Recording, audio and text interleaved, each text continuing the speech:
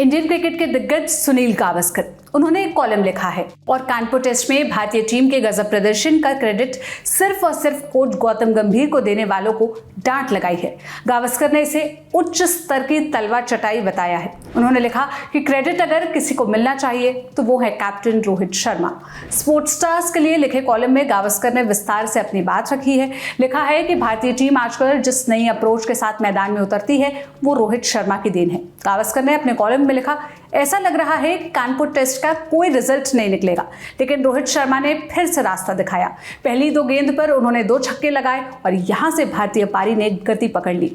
युवा यशस्वी जायसवाल ने भी पहले ओवर में 3 चौके लगाए, लेकिन ये जोखिम भरे शॉट नहीं थे। दूसरी तरफ कप्तान ने रिस्क लिया। पहली गेंद पर वो क्रीज से बाहर निकले और लॉन्ग ऑन के ऊपर से गगनचुंबी छक्का लगाया और जब गेंदबाज ने अगली गेंद फेंकी तो रोहित ने इसे स्क्वायर लेग के ऊपर दूसरे छक्के के लिए पुल कर दिया। गावस्कर ने आगे लिखा कि रोहित के इन 2 शॉट्स के बाद बांग्लादेशी गेंदबाजों को समझ नहीं आया कि कहां गेंदबाजी की जाए।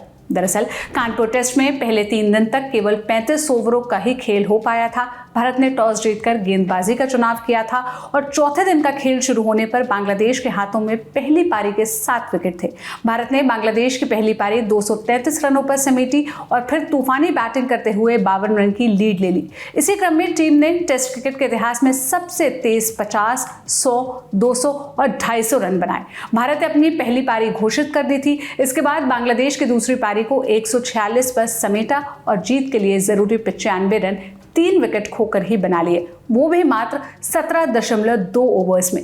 गावस्कर लिखते हैं कि इस प्रदर्शन के बाद भारतीय टीम की जमकर तारीफ हुई। अखबारों में बड़ी हेडलाइनें छपी। जिन्होंने कुछ भी नहीं किया वो क्रेडिट लेने लगे। मसलन भारतीय टीम के इस अप्रोच को ब्रैंडन मैकलम की कोचिंग और बेन स्टोक्स की कप्तानी में इजाद की गई बेसबॉल अप्रोच बताया जाने लगा। इस अप्रोच के लिए कुछ और नाम भी सुझाए गए, मसलन गैम बॉल। इंडियन क्रिकेटिंग दिग्गज आगे लिखते हैं कि रोहित शर्मा पिछले कुछ समय से इसी एग्रेसिव अप्रोच के साथ बैटिंग कर रहे हैं और अपनी टीम को भी ऐसा ही करने के लिए प्रेरित कर रहे हैं। वहीं गंभीर को अभी कोचिंग की जिम्मेदारी संभाले जुम्मा 2 महीने हुए हैं। इसके साथ ही उन्होंने खुद कभी मैकलम स्टाइल में तेज स्ट्राइक रेट के साथ बैटिंग नहीं की। ऐसे में इस अप्रोच का क्रेडिट गौतम गंभीर को देना उच्च स्तर की तलवार चटाई ही है। सुनील गावस्कर लिखते हैं कि इस अप्रोच का क्रेडिट किसी को मिलना चाहिए तो वो सिर्फ और सिर्फ रोहित शर्मा को मिलना चाहिए। वो कहते हैं कि अगर इस अप्रोच को कोई नाम ही देना है तो इसे गोहित कह सकते हैं। लोग और भी किसी ट्रेंडी नाम का सुझाव दे सकते हैं। गावस्कर ने अपने कॉलम में एक और बात का जिक्र किया।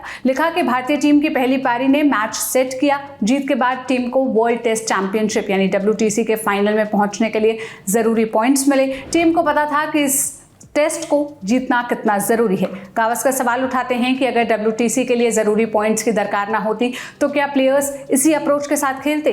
वो शायद अपने पर्सनल रिकॉर्ड्स के लिए खेलते।